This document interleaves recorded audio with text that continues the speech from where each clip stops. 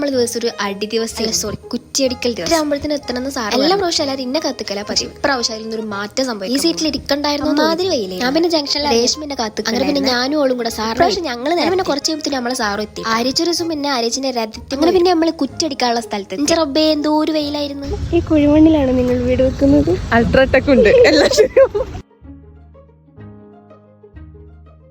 കുറ്റടിക്കാനുള്ള ബാക്കി മെറ്റീരിയൽസ് വേണ്ട നമുക്ക്. അതേറ്റ് വരാൻ തന്നെ അക്ഷയേട്ടൻ വരുമ്പോ നമ്മളെല്ലാരും കൂടെ അവിടെ അളവ് എടുക്കാനുള്ള ഒരു പൊന്തക്കാട്ടിക്കൊക്കെ പോകണം. അവളാണെങ്കിലോ വെയിൽ കൊണ്ട് കൊയഞ്ഞ്. ഞാൻ പറയട്ടെ, ഇവരെല്ലാം എന്താ ഇങ്ങനെ കൈകൂപ്പി നിക്കുന്നേന്ന്.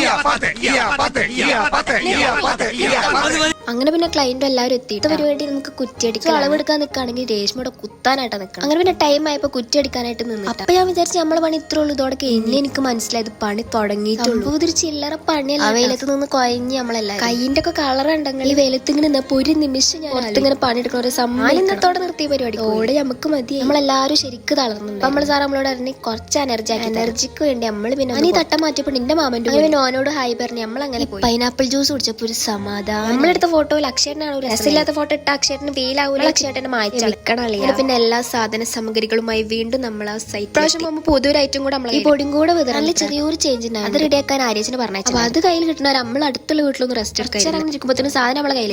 പിന്നെ വീണ്ടും നമ്മൾ പണിക്കാർ സാറ് പിന്നെ പോയപ്പോ സാറിന്റെ കൊട നമ്മൾ കഴിക്കില്ലാണ്ട് അവിടെ നിൽക്കാൻ പറ്റില്ല. പിന്നെ അളവെടുക്കലും പൊടിയിടലൊക്കെ ആയിട്ട് ഒരു കഥ കനത്തിൽ നമുക്ക് ഉസാറാക്കാന്ന് പറഞ്ഞപ്പോ പിന്നെ നമുക്ക് ഒരു എനർജി എത്ര എനർജി ആക്കാൻ നോക്കിയാൽ ഈ വെയിൽ നമ്മളതിന് സമ്മതിക്കില്ല. അങ്ങനെ 2:30-3 മണിയോടെ നമ്മളെ പരിപാടി വീഡിയോസ് എടുക്കുക. എന്റെ ഫോണിൽ സ്റ്റോറേജ് ഉണ്ട്. അതുകൊണ്ട് നിങ്ങൾക്ക് ഫുഡ് കഴിക്കുന്ന ഭാഗം മിസ്സായി. ശരി, ബാക്കി നാളെ.